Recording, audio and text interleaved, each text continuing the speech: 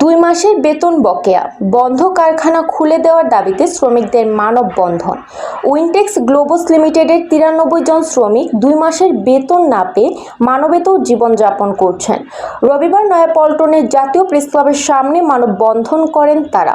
দাবি জানানো হয় বন্ধ কারখানা চালু ও বকেয়া বেতন অবিলম্বে পরিশোধের। গাজীপুরের কালিয়াকৈরের পশ্চিম চান্দরা এলাকায় অবস্থিত উইনটেক্স গ্লোবাস ডেকো লিমিটেড কারখানায় কাজ করতেন 93 জন শ্রমিক। মার্চ ও এপ্রিল মাসের বেতন না পেয়ে তারা চরম দুর্দশায় দিন কাটাচ্ছেন।